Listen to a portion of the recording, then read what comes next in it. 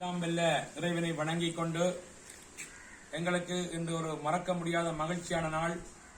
கனடாவிலே வாழ்கின்ற ராசலிங்கம் திவ்யகாந்த் சகோதரன் அவர்கள் தன்னுடைய தந்தையாரான ராசலிங்கம் ஐயா அவர்களுடைய பிறந்த நாளை முன்னிட்டு தமது விடுதிக்கான உலருணவு பொருட்களை முரளி அண்ணா ஊடாக இந்த நிறுவனத்துக்கு அன்பளிப்பு செய்துள்ளார்கள்.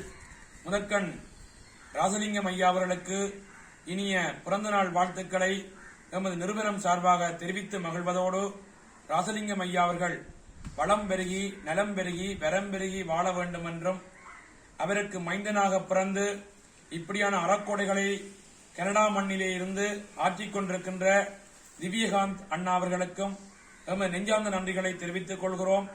ஏனென்றால் குளிர் கொட்டுகின்ற கனேடிய மண்ணிலே இருந்து உழைக்கின்ற பணத்தில் ஒரு பகுதியை எமது பசி தீர்க்கும் பணிக்காக அன்பளிப்பு செய்த திவ்யகாந்த் அவர்களும் அருளோடும் பொருளோடும் நீண்ட ஆயுள் ஆரோக்கியத்தோடு வாழ வேண்டும் என்று வேண்டுவதோடு, இந்த பொருள்களை எல்லாம் எமது நிறுவனத்துக்கு நாடி வந்து தேடி வந்து சமர்ப்பித்திருக்கக்கூடிய எங்களுடைய சகோதரன் முரளி அண்ணா அவர்களுக்கும் எமது நன்றிகள்.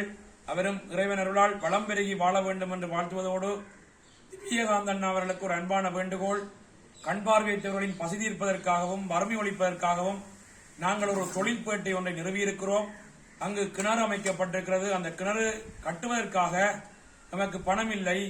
அதற்காக 1,30,000 ரூபாய் அதனுடைய நிதி மதிப்பீடு செய்யப்பட்டிருக்கிறது.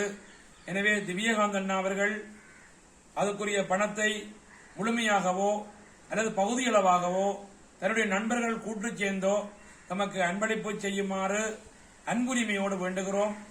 எனவே இந்த அன்பளிப்புகளை வாரி வழங்கிய திவ்யகாந்தன் அவர்களுக்கு மீண்டும் மீண்டும் நன்றி கூறிக்கொண்டு, எல்லோரும் தொடர்ந்து நம்ம சமூக பணியோடு இணைந்திருங்கள். நன்றி, வணக்கம்.